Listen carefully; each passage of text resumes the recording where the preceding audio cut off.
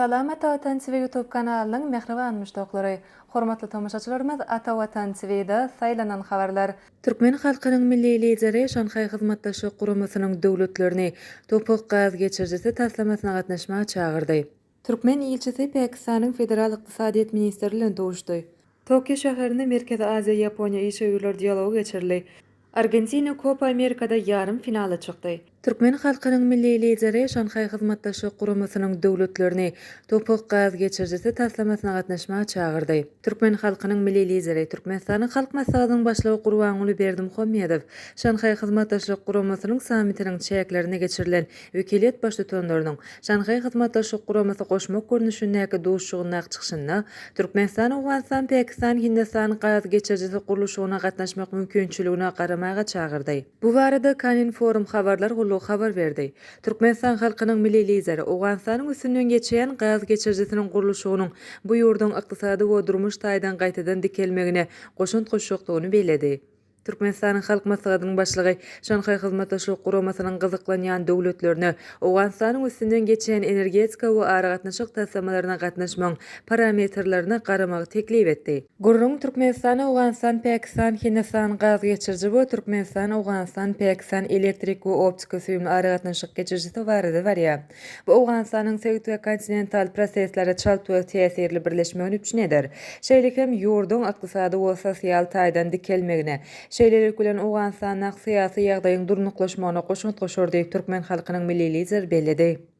Türkmen ilçisi Pakistanyň Federal Iqtisadiýet Ministrligiň bilen dowuşdy. Pakistanyň premier ministriniň rezidensiýasynda Türkmenistanyň Islamabaddaky ilçisi Atajan Mevlam bilen Pakistanyň Federal Iqtisadiýet ministri Ahad Khan Çemanyň arasynda dowuşuk geçirildi. Dowuşukda ykdysady gatnaşyklary pogtalandyrmak we iki ýurdun arasynda hyzmatdaşlygyň teze uğurlaryny öwrenmek meselesi arant maslahatlaşyldy. Arant maslahatlaşmaň dowamynda taraplar iki tarap bilen sowda we ykdysady hyzmatdaşlygy güýçlendirmek möhümdigini aýtdy. Ilçi sowda mukdaryny ýokarlandyrmak potensialyny we dürli pudoklary şol sany energiýa, infrastruktura we tehnologiýa maýy goýumlar üçin mümkinçilikleri öňe çekdi. Federal Iqtisadiýet ministri Pakistanyň daşary ýurt maýy goýumlar üçin amatly şert döretmäge yrarlygyny ma'lum etdi we ýurdun ösüşi we durnuklygyny ýokarlandyrmaga gönükdirilen soňky ykdysady özgertmeleri barada pikir alşdy. Ilçi we Federal Iqtisadiýet ministri ykdysady gatnaşyklary pogtalandyrjakdyklaryna tasdiqladiler we iki tarap bilen gatnaşyklaryň geljegine umyt bildirdi. Tokyo şäherinde Merkezi Aziýa Ýaponiýa işgöwler dialogy geçirildi.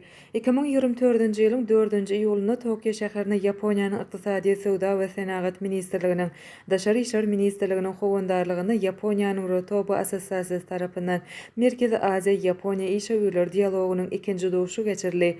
Dialogyň işine Merkezi Aziýa ýurtlarynyň Ýaponiýadaky ilçileri, Ýaponiýanyň ykdysady, sowda we senagat ministrliginiň, daşary işler ministrliginiň wekilleri, Merkezi Aziýa ýurtlary bilen döredilen ykdysady toparlaryň ýoldaşlary we işgöwler toparlarynyň wekilleri gatnaşdylar.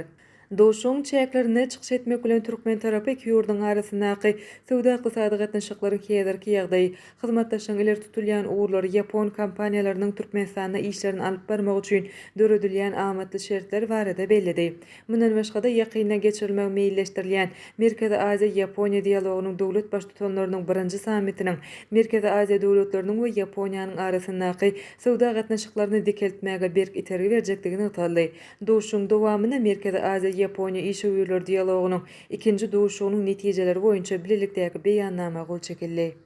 Argentina Copa Amerikada yarım finala çykdy. Amerikanyň Birleşen Ştatlaryny dowam edýän Amerikanyň Kuba uğrundaky ýarşyň 1-4 finalynyň ilkinji dowuşy geçirildi. Lionel Messi Argentina bilen Ekwador dowuşdy. Dowuşyň esasy wagty 1-1 hasabyna deňmeden tamamlandy. Argentinadan 35-nji minutda gowraçy Lisandro Martinez sapautlandy. Ekwador bolsa 90-5-nji minutda Kevin Rodriguez'in golu bilen hasaby deňledi. Ýeňji 11 metrlik jerime urulary esasynda belli boldy. Argentinadan Lionel Messi ilkinji bolup 11 metrlik jerime urgusyny urup tapawutlanyp bilmedi. Onu Argentin derwezejisi Emiliano Martinez Ekwadorlaryň 2 gol tutup Argentinanyň 4-2 hasabyna ýeňmegine goşunt goşdy. Argentina 5-nji gezek izi-izine Amerikanyň Kubagyny yarım finala çykdy. Messi Argentinanyň garşydaşy Venezuela Kanada dowuşyň ýeňjisi bolar. Amerika Kuba uğruna yarış 21 iyun 15 iyul aralığında geçirilýär. Bu Kubagy soňky gezek gazanan Argentina'dyr. 2021 ýylyň finalynda Braziliýany 1-0 hasabyna utupdy. Argentina bilen Uruguay bu arzaly Kubagy 15 gezek gazanan milli ýygynylardyr. Ine mehriban müştoklar, ata-watan Sweden saýlanan habarlar gepleşigimiziň şuňky sanyna size ýetirmek isleýän habarlarymyz şulardan ibaret. Gepleşigimiziň indiki sanyny görüşýänçek hoş sag bolun.